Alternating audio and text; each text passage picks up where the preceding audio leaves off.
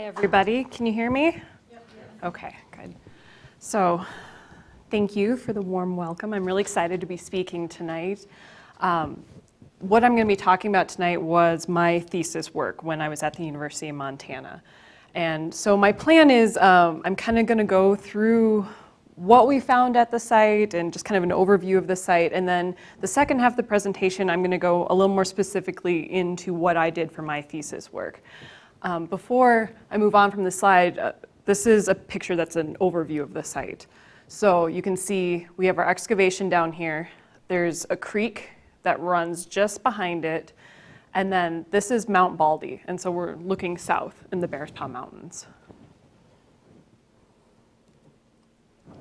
So if anyone here is not familiar with the area, you can see by the yellow star, we were kind of just southeast of Havre on the Rocky Boy Reservation.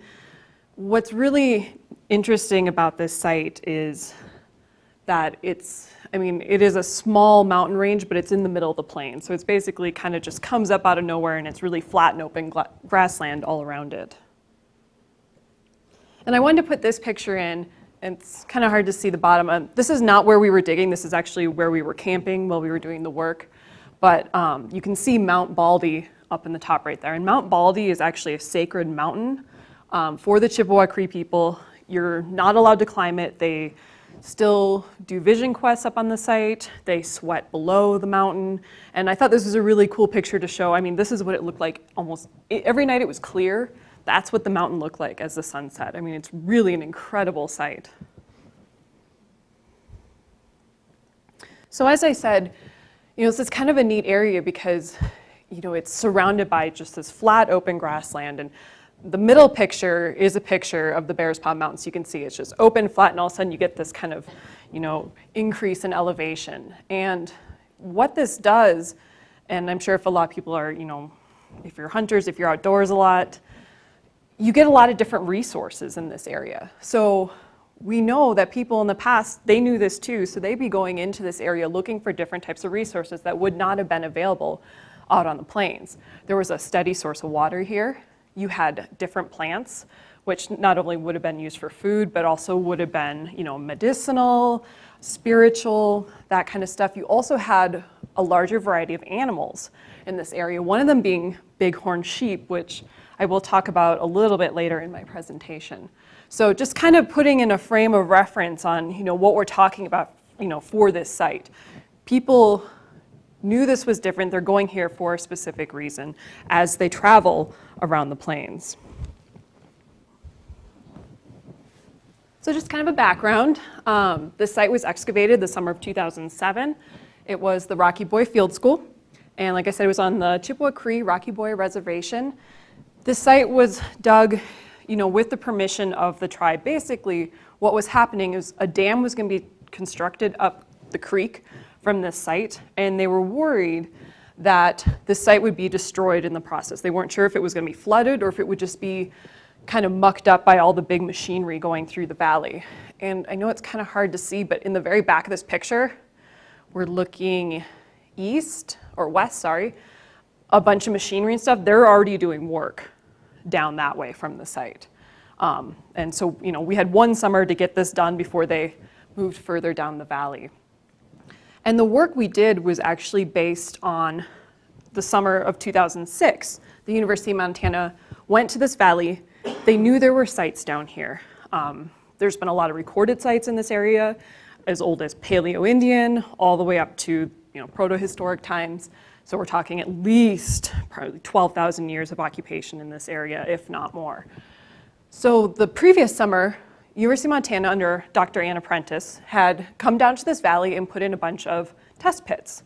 Basically, they had done a survey, seen some surface scatter. So the next step is to put in these test pits and see if there's anything, below the surface. Is there a site there? So they put those test pits in. They got one positive test pit at my site, which is 24HL 1085, and they also got a positive test pit at 24HL 1215, which is, again, down this way where they're already working. And so that summer, after they put in those test units, the field school excavated 1215, which is down that way. And that's important. So this is a map I put together just showing the basic layout of the area that we excavated. And you can see the test units that were put in the previous summer. And so that's how initially we based where we were going to dig, was around those units. And we had an Area B, which is further north, and then Area A, then Area B was closest to the creek.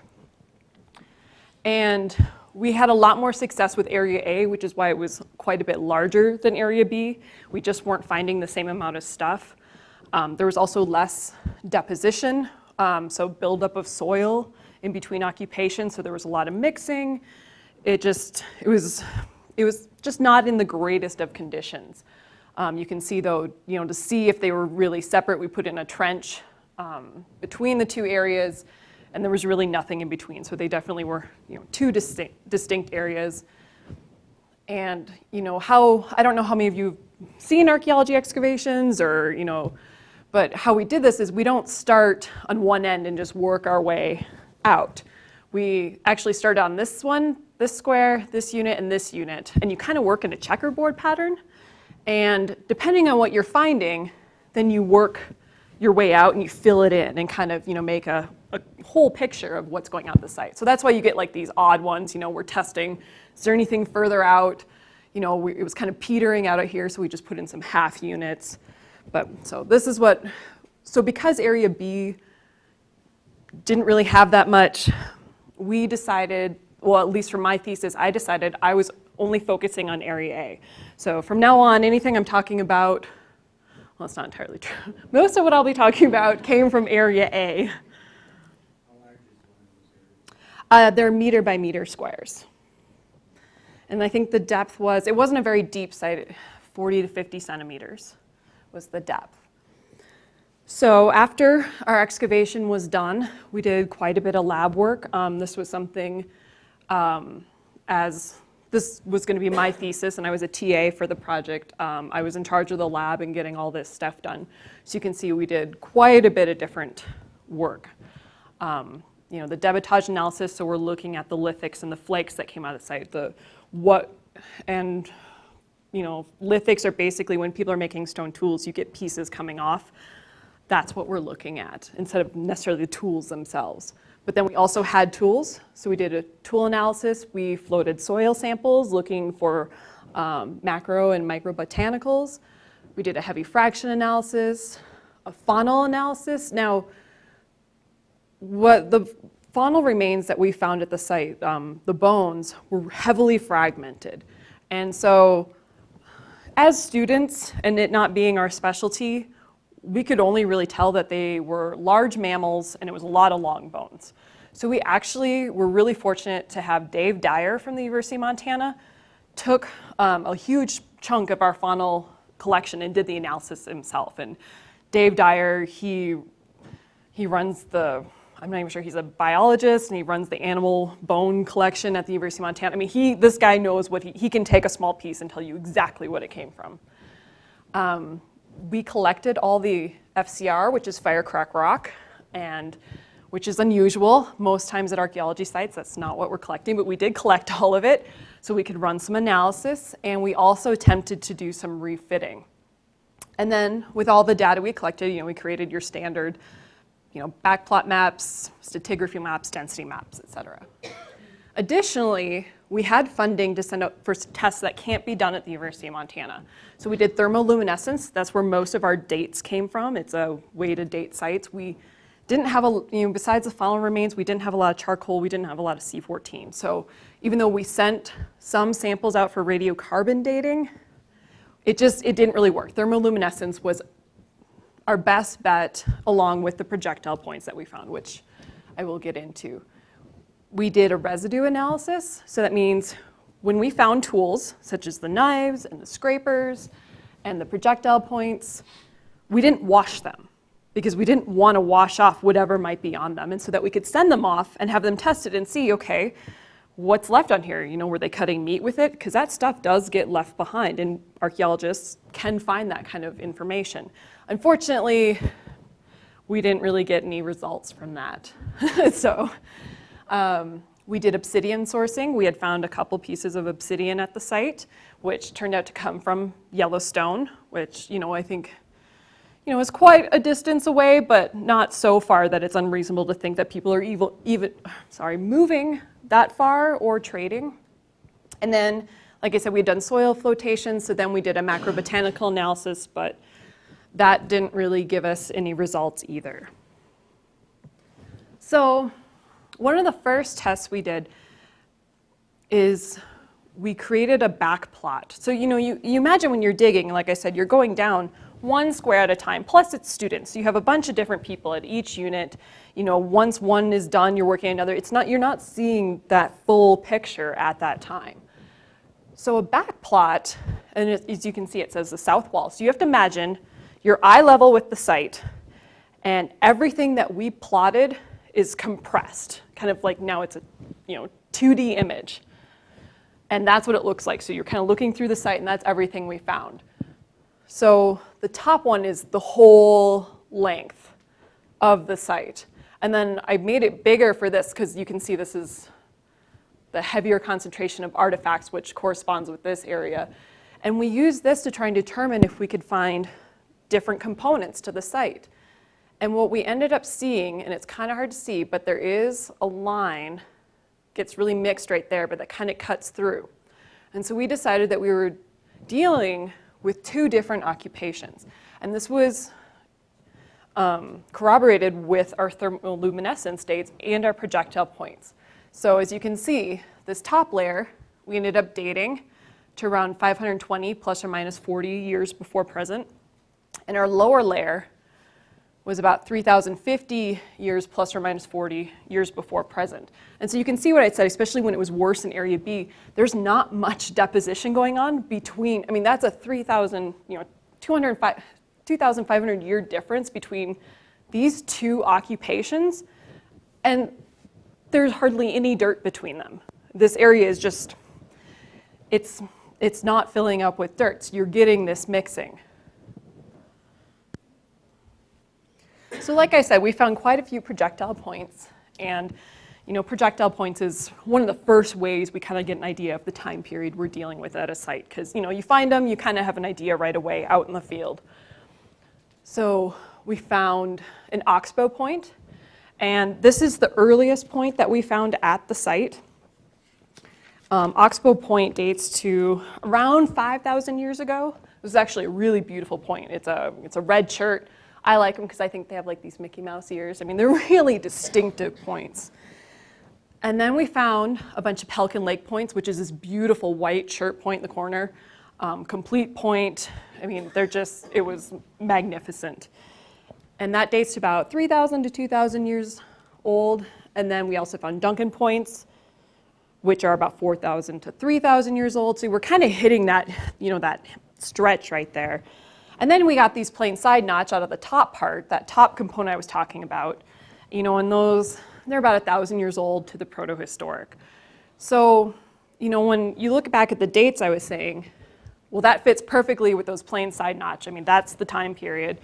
And then this really, falls in with that Pelican Lake kind of Duncan point that we were finding. So we felt really confident that we had a really good idea what was going on. Now the oxbow, that was kind of an outlier.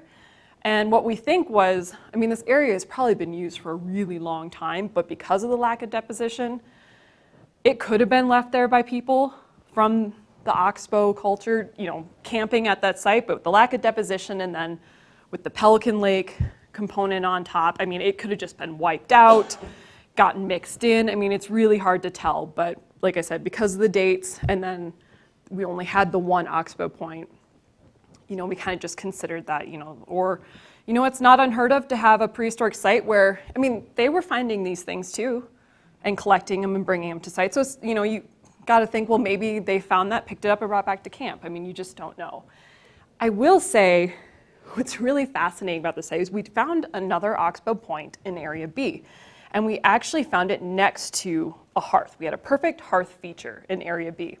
And we found this oxbow point next to it. So we were all excited. We're like, oh, we have a 5,000-year-old hearth. This is great. So, we excavated it and sent it off for dating. And when we got the dates back, the hearth dated to 1960. So we were like, wow, okay. But I mean, what was cool was, remember I had mentioned Mount Baldy is a sacred mountain. People still use that mountain. So it was kind of cool to think, well, that could have been a sweat, from a sweat before someone went up in the 1960s. And it was really cool that it looked almost exactly like a prehistoric hearth. And maybe a person in 1960 found that point and left it. But anyway, just put that out there that, you never really know until you get back to the lab. So here's some of the tools that we found. And as you can see, we found a pretty good variety of tools. We had flake tools, knives, end scrapers, and some groundstone. So, and this will kind of come back later into some other things I'm talking about, but this is really what we were finding, and we're getting the idea that there's quite a few activities probably going on at this site based on the variety of tools. So one of the things I love about archaeology, it's one of my favorite things, is how you can find rocks. This site is rocks and bone fragments. That's it. And the things that we can learn, it's really incredible. So, it really is. You'd be amazed. So one of the first things that we do is we look at local versus non-local raw materials. So what are they making their stone tools out of? Does it come from the area? Are they coming to these mountains to get some kind of raw material, or are they coming for some other reason? Are they bringing in, pre-made tools? And what we found is, you can see here, these are all pretty much chalcedonies and cherts, make up most of what we were finding for the lithics. Now, the only raw material source for lithics in this area is basalt, which is this one right here. So you can see, with all the types they brought in, they're not really using the local material very much. They're bringing in something else, lots of different things from all over to work at this site. So what that told us was they're not coming here for, a rock source to make stone tools. They're coming here for another reason. And you can see the trend stays the same throughout time. So that upper component I was talking about, that's what we call the late prehistoric. You can see here, non-local raw materials, tons. Late archaic, the earlier component, the trend still stays the same. They're using a little bit more of the local stuff, but still, they know there's nothing here. They are bringing stuff in. And it's confirmed by this data. So, we don't just look at the tools and the projectile points. Those are the exciting, that's what you really like to find, but most of what we're finding are flakes, or debitage, as we call it. And when we break it down into 3 different types. So you can see we have primary, secondary, and tertiary. And basically what that means, so if primary flakes, they have a lot of cortex, the outside of the rock, and they tend to be larger, and those come off at the very early stages of making your stone tools or your points. You have secondary flakes, less cortex, a little bit smaller. Tertiary flakes, usually no cortex, sometimes can have a very little bit, and they can be minuscule. So you can see at this site, in both components, the number of tertiary flakes we're getting. So that confirms what we knew about using the non-local raw materials. They're bringing in stuff that's already pre-worked. The cortex is already taken off, the big flakes are already removed. They're probably bringing in preforms and bifaces and making them into the tools they need, or they're bringing in pre-made tools and sharpening as they use them and they dull.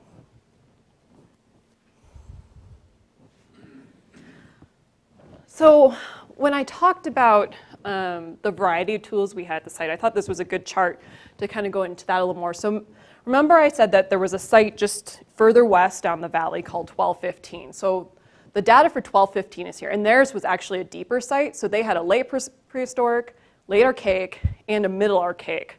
They had 3 components to their site. So as you can see, at that site, you're getting a lot of knives, especially in the late archaic.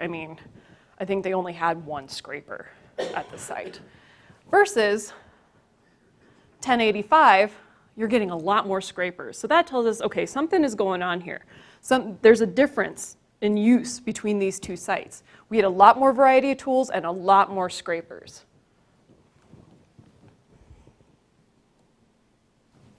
I'll move on from the lithics now and talk about the faunal remains. This is actually a bison mandible. I excavated it in my unit, and these are firecrack rock right next to it. So we knew when we were out there that we were finding bison. I think, especially with, you can see the mandible we had a lot of teeth. I mean, we were pretty sure we were finding bison, which isn't all that surprising considering, we're on the Great Plains. But we really didn't know anything else. What we ended up finding was that based on Dave Dyer and another test that we did, that we had 3 animals represented. In the lower component, we had just bison. But in the late prehistoric, in the upper component, we had all 3 animals, which is interesting because I don't know how many of you are familiar with the Bears Paw Mountains, but bighorn sheep aren't present anymore.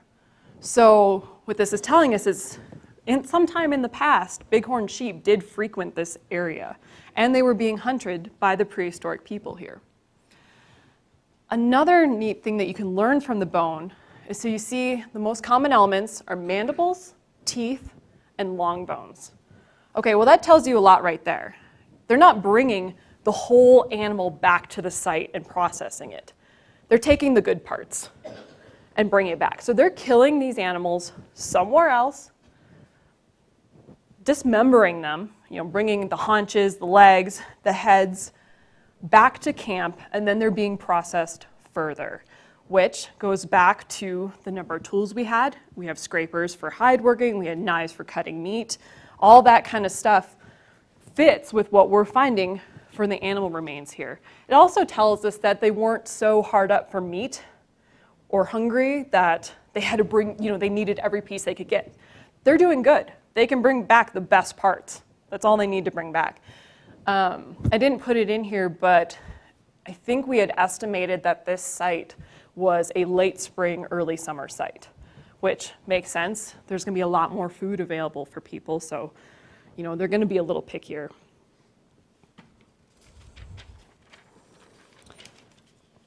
Now this was one of my favorite parts of the project, the firecrack rock. So like I said, this isn't something archaeologists usually pay attention to. You'll see it in reports and site forms and they're like, oh yeah, there was firecrack rock there. Okay, awesome. So they were cooking and they had a hearth. Oh, great. What Anna did, or Dr. Prentice, and that I was so impressed with, was we mapped every piece of firecrack rock at this site. We pedestaled it, as you can see, mapped it, collected it. So like as mentioned before, you're digging down, you can't see the whole picture.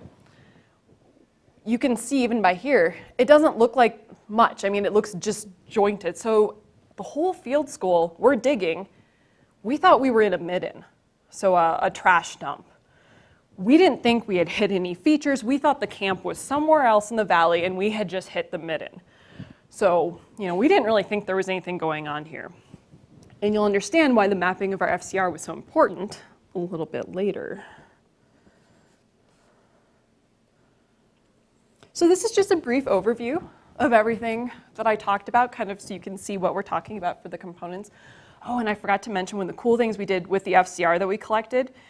Anna sent it away for this amazing test. It was a lipid test, a lipid analysis test. So lipids are fats.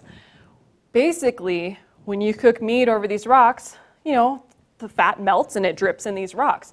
Well, that is still in those rocks, preserved. So we actually sent it off and they were able to pull fat from the rocks and tell us what animals they were cooking over the fire, and it matched the animals that we had found. It matched bighorn, sheep, and the bison. So anyway, yes, so here's our overview. Like I said, we had a site we decided to call the Pelican Lake occupation, about 3,000 BP. We had 2 Pelican Lake points, the Duncan and the Oxbow.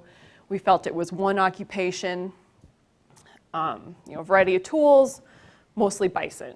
And then we decided to call the late prehistoric Old Women's Complex, about 500 years before present. We figured there were at least 2 occupations. This came from kind of later when we looked at the maps in the lab. You'll see that, well, we kind of saw patterns and you could find some specific areas, and it looked like there was kind of this overlapping. The people sometime within a couple hundred years were occupying the same area. And we had quite a few more projectile points, as you can see. We had 3 Keister 2 kind of Epi-Pelican Lake points, 2 very similar to Avonlea, and then 2 Prairie Side Notch points. So, like I said, we're digging this, we think it's a midden. And as I was in the lab putting all this data together after being out in the field, I started to notice that there was patterns going on, okay? It wasn't random. So after talking to Anna, who was my advisor, I decided that my thesis, I would do a spatial analysis of the site. So as you can see, spatial analysis basically is the study of space. That, when things are placed in a certain way, they can be measured. I mean, it makes sense. I mean, we very randomly, or not very often do we actually put something just randomly, willy-nilly. I mean, you even look at our houses today. Things have their place. They go in certain rooms. They go in certain areas. That hasn't changed. So basically, what it allowed me to do was take the spatial location artifacts that we had point plotted and see if there were patterns and if I could identify activity areas.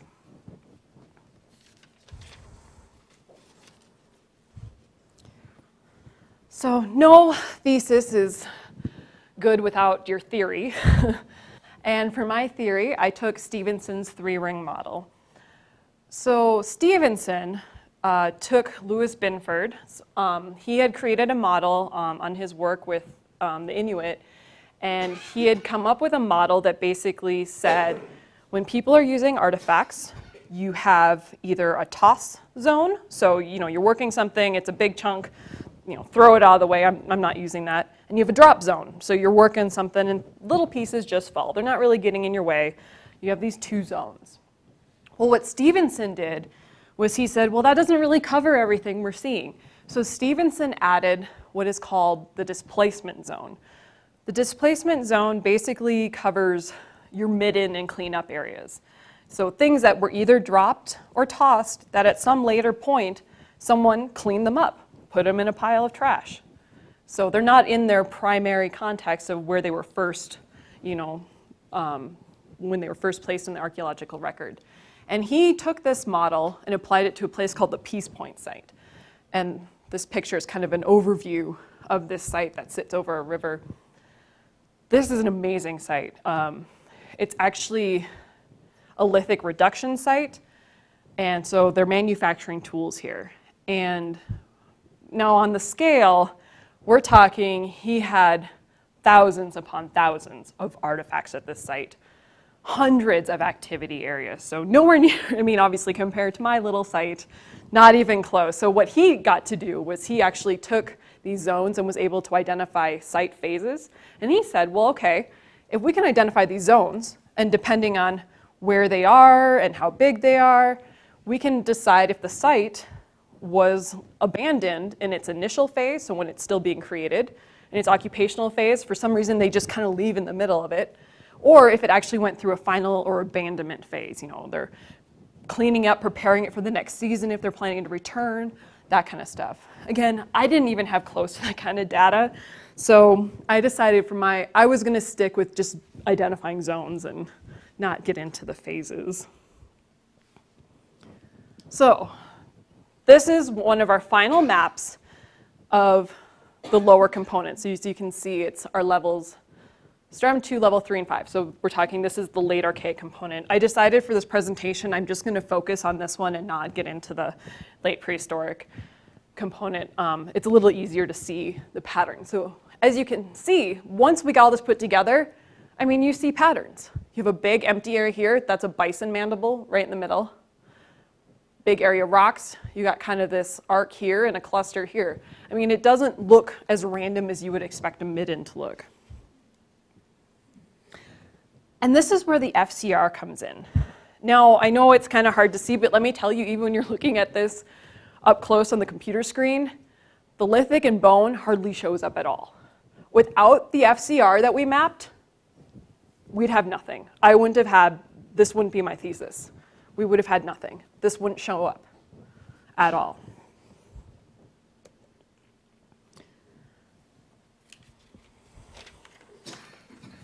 So the first thing I did, and I was, as anthropologists and archaeologists, we're always being told that we're inserting bias into stuff. And I was trying really hard while doing this not to insert my own bias, not seeing patterns where there weren't patterns.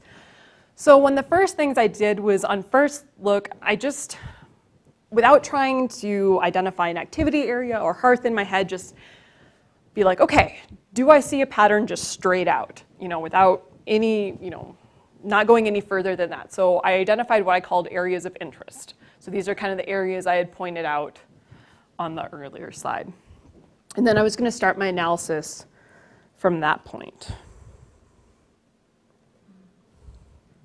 So based on his theory, which takes into account types of artifacts, size of artifacts, there's a whole bunch that goes into this, I was able to identify different zones based on Stevenson's model. And so what I ended up identifying, as you can see, is I had 2 areas identified as drop zones. These are kind of these empty areas, and that's what you expect. Drop zone, like I said, you're not going to have the big stuff. It's going to be little things that just get kind of dropped and left, and not as much. Then you have areas that are toss zones. Things are a little bit bigger. And usually, you can kind of see this, a pattern showing when you're doing it. And then you have these displacement zones. And the cool thing, so for my research for this project, I didn't just look at the Great Plains. I didn't just use Binford and Stevenson's. I did research on hunter-gatherers from around the world. I looked at groups in Africa. I looked at groups in Australia. And what I found, and we're all human. We all have a very similar body type. We use space in the same way, even if we're a couple 100,000 miles apart and 2,000 years difference. We use space the same way. So hearths, this is what they look like around the world. You're getting the same pattern. You get these kind of arcs. People sit around fires. You don't sit in a line across from a fire. That doesn't make sense. You're not going to get warm. Also, you rarely find a pattern of artifacts that goes all the way around the hearth. Why? There's smoke. No one sits in the smoky spot. That again, that hasn't changed. We're people. It's uncomfortable. You don't do that. And so they've even done studies looking at these kind of patterns and hearth features where they can tell probably which direction the wind was blowing when the site was made, because they're not going to be sitting where the wind was blowing. So as you can see, after I identified my zones, I identified my activity areas. So what I determined was that we had a hearth area here, we had an activity area here, and then a midden kind of right between the hearth and the activity area. Now, I will say that for the hearth area, besides that 1961 that we found, we didn't find any other hearths, and which was part of the reason originally we had thought it was a midden. And what we once we were done, we kind of figured was it was so windy in this valley, and there were places where water is coming through here to get to that creek, that any charcoal that was there originally has been long gone by this point.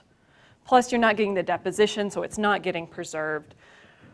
So we really didn't find anything like that, but I really truly feel that based on the other evidence that this most likely was a hearth area right here. Okay, so I don't know, when you're digging, you don't find everything in the soil. You can't, and especially this is a field school. These are students. We are teaching people how to dig. So not everything is going to be found in place in the unit exactly where it was laying. You find a lot of stuff in the screens later. So it came from that unit, it came from a level. We did what we call arbitrary levels because we didn't have a soil change. So that means when there's no soil change, we did arbitrary 10-centimeter levels to break up the soil. So, we have an idea of where something comes from, but we don't know exactly. So after I had created my areas, I was like, okay, well, we still had all this other stuff that came out. I wonder if it matches what I was finding, with my results. So one of the first things I did is I put together this map showing where all the tools came out of from this site. Because I think out of all the tools we found, I think only 3 we actually mapped in situ. Most were found in the screens later. So I was pretty happy actually with what I was finding. So if you remember, this is where that activity area is. There's not really anything there, but we have this, what we identified as a denticulate, which is kind of a stone tool with a saw-like edge, which traditionally we consider it used for meatworking. Okay, that makes sense. We have a bison mandible. We have a tool next to it that was used for cutting meat. That looks good. And this is what I really like. That's right where that midden is. We have almost every single tool type, except for the denticulate, represented in that midden area. Well, that makes sense. This is stuff that's being used. It broke. They didn't feel like resharpening it. Goes in the midden, gets thrown away. And you can see we have the hearth area. Again, there's no tools found exactly in that hearth area, but you do have stuff kind of showing up around it. And remember this area, because I'm going to talk about up there a little bit later. So then I took densities. So like I said, we had taken counts of everything we had found. So I decided that I was going to do a density of the faunal remains we had found. I was going to do density of the lithics and the FCR and see how they matched. So this is my map showing the faunal remains. Again, the 2 darkest, I don't know how well you can see, the 2 darkest squares are this one and this one. And again, I mean, that makes sense. One's in the activity area where that big mandible is. The other one's in this midden area. And interestingly, you also have this kind of weird slash right across my hearth area. So here's the lithics. And again, really high concentration right here in the midden area. A little bit around this activity area, and you kind of almost got that same slash cutting right across the hearth right there. But remember I said, back on that tool one, we had a high number of tools showing up here, and you can see it in this density map in these 2 darker squares up here.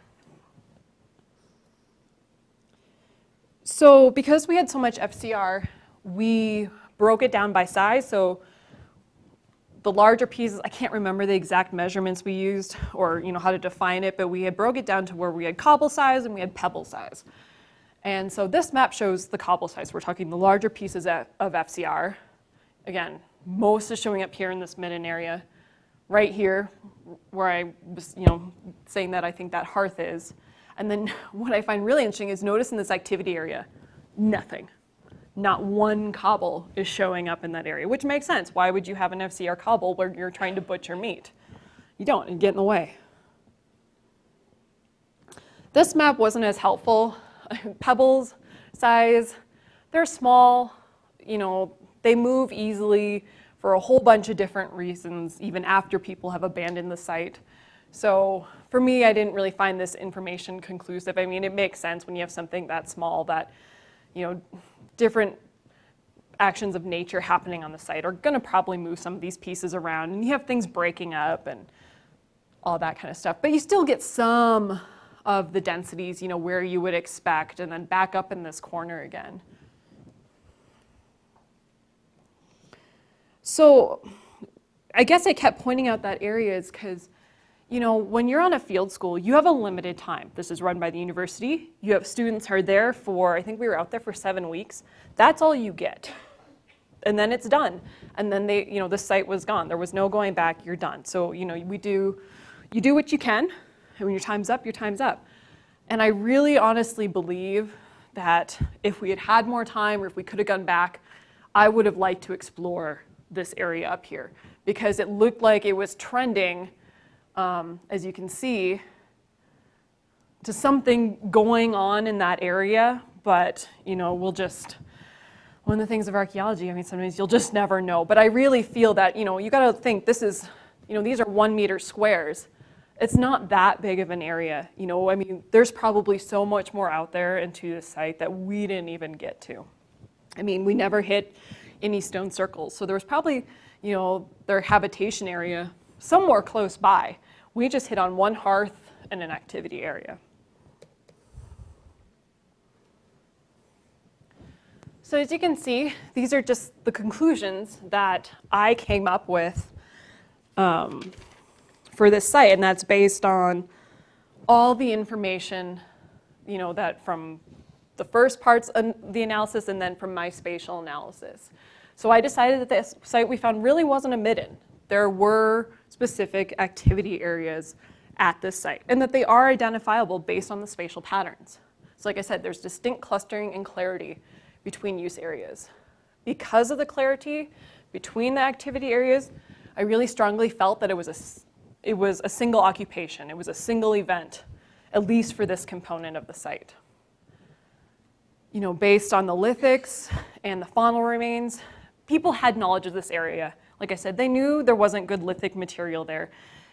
The basalt pieces that we were finding, they did use them. They were what we call expedient tools. So they're picking up a basalt cobble, they're knocking it off, they're getting a sharp edge, they're using it, and then done, chucking it away. They're not making anything nicer of it, they're not keeping it to move on. It's a quick and dirty deal. So they knew that. So they're coming here, like I said, probably for water. There's timber, which isn't available on the plains. You got bighorn sheep, which aren't going to be on the open plains. There's a lot of things that they would be coming for in this area.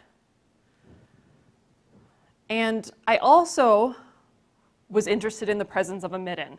If you're camping somewhere, not so much today because we have to clean up after ourselves, but in the past, when you're camping somewhere for 2 days, like a hunting camp or something, they're not going to sweep up their firecrack rock and lithics, before they leave. They're just not. They're not making that much. They don't need to.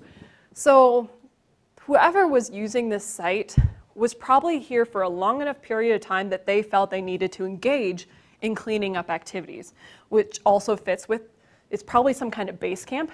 Like I said, they're sending people out, they're hunting, they're killing animals, and bringing back meat for processing. So, someone is staying here at this site, and they're doing enough that they have to clean it up so they can continue doing it for a longer period of time without it getting in the way. The hearth size was pretty large. So as you can see, we're talking, that's like 4 meters.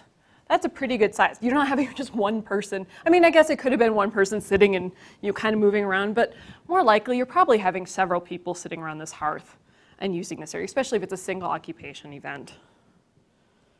There are some studies, I am not an expert on this, but I know that there are some theories that hearth size changes over time based on the cultural period. If you're interested, you should look it up. I don't know the specifics. And then again with the tool types, and we felt that because of the variety of tools, lots of activities were going on, but also that women were probably present. I don't want to say that only women use scrapers, but we do know and tend to associate scrapers at a site with the presence of women. So if there's women, there were probably children. We're probably having a family group at this site. It's not just men, they're not just hunting. They're coming, they're working with what they have. So that's the end of my presentation. These are all the people who helped me. I'd like to say the Chippewa Cree tribe was extremely generous for letting us excavate this site, for letting me do my thesis on the site. They were extremely supportive, and it was just a good group of people and really good students that we had.